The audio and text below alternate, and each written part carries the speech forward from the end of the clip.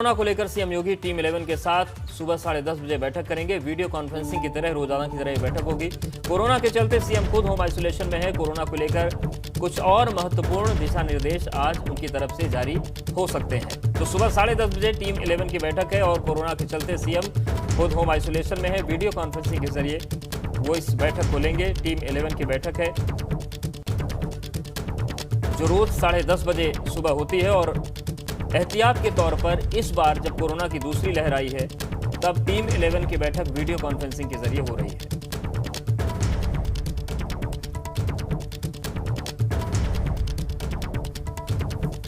विवेक त्रिपाठी इस वक्त हमारे सहयोगी लखनऊ से हमारे साथ सीधा कनेक्ट है।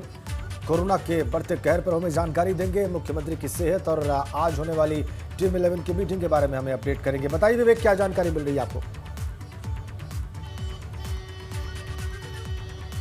राजन, देखिए, मुख्यमंत्री नवरात्र के व्रत के बावजूद काम कर रहे हैं लगातार और कोरोना से संबंधित जितनी भी जो टीम 11 की बैठक है उन्होंने की है और लगातार कर रहे हैं। रोज सारी समीक्षा कर रहे हैं कि क्या तैयारियां हुई हैं। जैसे कल उन्होंने ऑक्सीजन के बारे में निर्देश दिए थे कि ऑक्सीजन जितनी कम हो रही है, जितनी समस्या है उसको हल किया जाए और साथ में कोविड के जो अस्पताल हैं उनकी संख्या बढ़ाई जाए, बेड की संख्या बढ़ाई जाए। सारा एक एक जितनी जो जानकारियां हैं उनके पास मिल रही हैं, सारे अधिकारियों से जानकारियां ले रहे हैं कि जो उन्होंने निर्देश दिए उन पर क्या इम्प्लीमेंट हुआ या नहीं हुआ, कहाँ कमी रह गई, कहाँ समस्या है।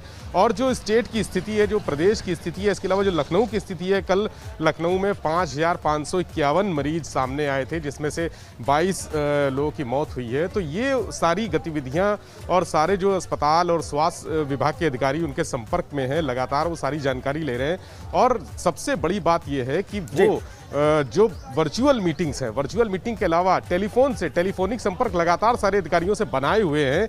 पंचायत चुनाव को लेकर भी उन्होंने आज जो सुबह सुबह सारे अधिकारियों से बात की है कि जो प्रमुख जनपद हैं, जो 20 जनपद आज हैं, जैसे नोएडा में भी, गौतम बुद्ध नगर में भी आज चुनाव है, पंचायत की वोटिंग हो रही है। जो वाराणसी है और लखनऊ है, ये 3 कमिश्नरेट हैं जहां पर वोटिंग हो रही है आज के दिन।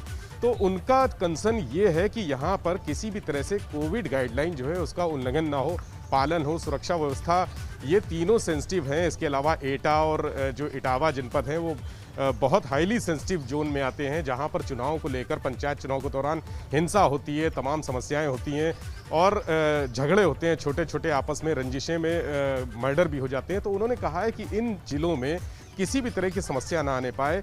पुलिस फोर्स को, पुलिस अधिकारियों को निर्देश दिए हैं कि सारी तैयारियां की जाएं, सारे जो संवेदनशील। बिल्कुल, लेकिन विवेक सवाल यह है कि निर्देश तैयारियों के दिए गए हैं, लेकिन क्या वो निर्देश जमीन पर उतर पा रहे हैं? क्योंकि रेमडेसिविर की बात करिए, आप सोशल मीडिया पर जाइए, आपको हजारों लोग उसकी डिमांड करते मिल जाएं कि कोई मदद कर दे। ऑक्सीजन मिल नहीं रहा है, एम्बुलेंस मिल नहीं रही है। निर्देशों के बीच क्या जमीन पर कुछ हो पा रहा है या फिर सब कुछ हवा में तैर रहा है? जी बिल्कुल कौशल, आप सही कह रहे हैं। जो मुख्यमंत्री ने, इसीलिए वो रोज समीक्षा कर रहे हैं, रोज निर्देश दे रहे हैं कि क्या स्थितियां हैं। रोज जो उन्होंने कल कहा था अफसरों से, उसका आज पालन कितना हुआ है। दरअसल लखनऊ में स्वास्थ्य महकमा जो है वो पूरी तरह से निश्चिंत है, सो रहा है, आंखें मूंदे बंद की है। यहाँ पर लगातार बेड की कमी है, ऑक्सीजन का भी संकट है। जिस तरह से आपने देखा कि कल कानपुर में भी जो 2 टैंकर ऑक्सीजन मंगाए गए थे कानपुर के लिए, वो लखनऊ भेज दिए गए क्योंकि यहाँ पर ज्यादा संकट है। इसी तरह से कानपुर में उन्होंने अल्टरनेट व्यवस्था की है, रात में और टैंकर मंगाए गए हैं। 12 बंकी जो प्लांट लगा हुआ है ऑक्सीजन का, वहां से भी सप्लाई हो रही है। इसके बावजूद 65,000 सिलेंडर ऑक्सीजन चाहिए इस समय वर्तमान में। बड़ी जानकारी दे रहे हैं आप। 65,000 सिलेंडर की है, लेकिन यहाँ पर इंतजाम नहीं है। 65,000 सिलेंडर चाहिए, सिलेंडर की व्यवस्था हो पा रही है जी। 25 से 30,000 व्यवस्था हो पा रही है और 65,000 सिलेंडर्स की डिमांड है लखनऊ में। बहुत बड़ा फासला है डिमांड में और जो हो रहा है सप्लाई उसके बीच में। रतीश त्रिवेदी भी हमारे साथ हैं, कानपुर से हमारे साथ कनेक्ट हैं। रतीश, अभी हमने दर्शकों को खबर दिखाई कि कैसे रात को ऑक्सीजन का 20 टन का एक सिलेंडर बड़ा सा कानपुर पहुंचा, बड़ी सुरक्षा के बीच में। क्या यह पर्याप्त है वहां पर बढ़ते केसेस के बीच में और बढ़ती ऑक्सीजन डिमांड के बीच में? बिल्कुल पर्याप्त नहीं है राजेंद्र, साफ तौर पर यह पर्याप्त मात्रा नहीं कही जा सकती। बहुत ही ज़्यादा क्राइसिस ऑक्सीजन का हो गया था, ऑक्सीजन की किल्लत हो रही है कानपुर शहर में, लखनऊ में, हर जगह पर। और 20 टन का जो कैप्सूल है वो कल रात में लाया गया है, कड़ी सुरक्षा घेरे में लाया गया है कहीं ऑक्सीजन से लोग इतना ज़्यादा परेशान है, ऑक्सीजन की किल्लत से लोग इतने ज़्यादा परेशान हो चुके हैं कि कड़ी सुरक्षा के बीच इसको लाया गया है और ये 24 घंटे के लिए ही है। यानी आज की और ज़्यादा व्यवस्था सभी अधिकारी करने में जुटे हुए हैं, लगे हुए हैं। कल एक बात बता दूं आपको कि जैसा कि विवेक भी कह रहे थे कि पहले कानपुर के लिए राउरकेला और बोकारो और मोदी नगर से ऑक्सीजन के सिलेंडर्स लाए जाने थे, ऑक्सीजन लाई जानी थी, लेकिन उसे लखनऊ की विभीषिका को देखते हुए डाइवर्ट कर दिया गया था और जो 20 टन का कैप्सूल है ये भी लखनऊ डाइवर्ट कर दिया जा रहा था।